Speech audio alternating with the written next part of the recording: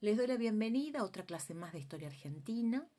Vamos a continuar pensando en el gran interrogante que pusimos en este eje problematizador para el primer módulo, que tenía que ver con hasta qué grado una crisis internacional afecta a los países, las transformaciones que estos experimentan, las decisiones que toman. Obviamente, en este caso, ubicadas en Argentina.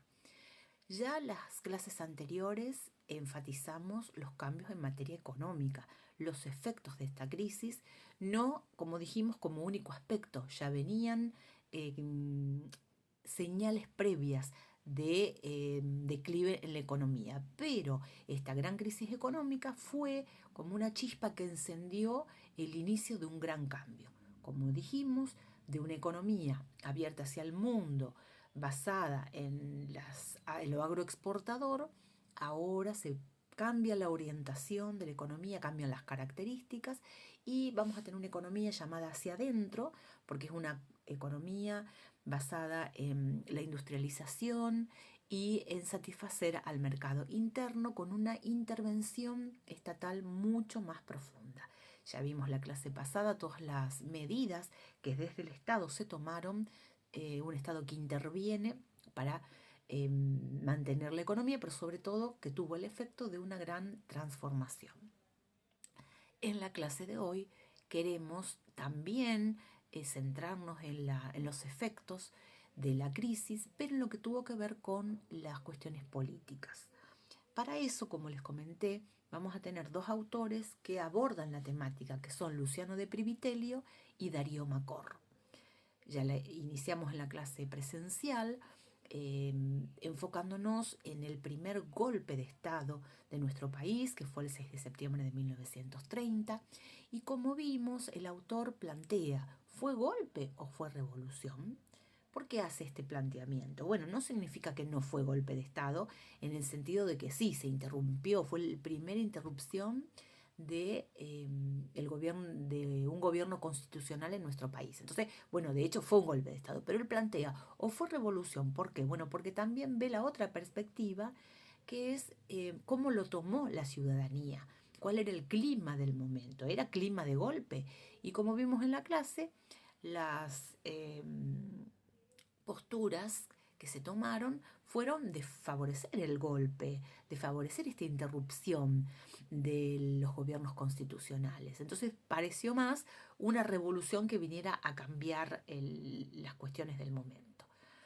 Como dijimos, este golpe fue apoyado por muchos sectores de la sociedad y la justificación para que esto sucediera tenía que ver con intentar, como ellos planteaban, sanear a la democracia, curarla, podemos decir, introducirla en un buen camino democrático, cosa que, según su mirada, se venía perdiendo por la forma en que la Unión Cívica Radical lleva adelante los caminos de la democracia. Un partido que, como dijimos en la clase anterior, se arroga o se intenta identificar al partido con la identidad misma de la nación.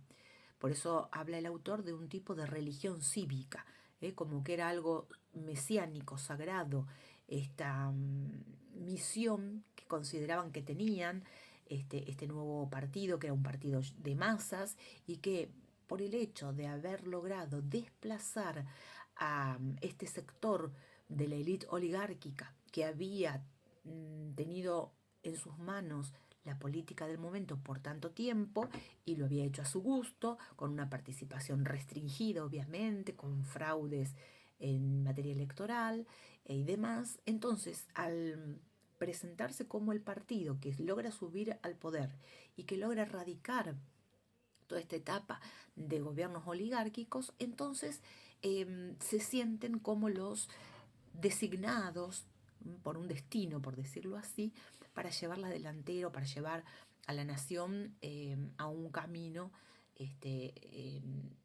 de prosperidad, pero basado únicamente en su ideología. Entonces, lejos de una democracia donde debe haber pluralidad de opiniones y de participación, finalmente la Unión Cívica Radical se instala también como un partido aspirante a ser partido único. Y las formas que tenía su líder, Hipólito Yrigoyen, tampoco colaboraban para pensar lo contrario. Era una forma paternalista, él mediaba entre aquellos de de su mismo partido que estaban enfrentados.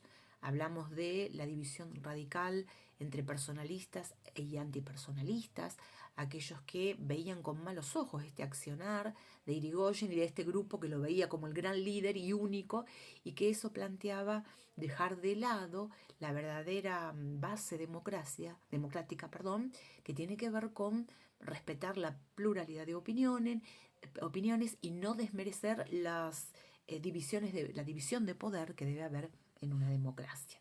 Bueno, así estaban las cosas cuando un grupo conspirador, liderado por el general Uriburu, da este famoso primer golpe de Estado, pero que, como dice Privitelio, se podría hablar hasta de una revolución si solo se considerara el clima del momento. Bien, de aquí en más, ¿qué es lo que vamos a considerar? Bueno, voy a grabar otro videito, así no se hace tan extenso. Este fue a modo de introducción y de repaso. Y en el próximo video me voy a centrar directamente en los protagonistas de la década del 30, los sistemas de poder de esta década, cómo fueron llevando a cabo coaliciones para llevar adelante la política de esta década tan turbulenta.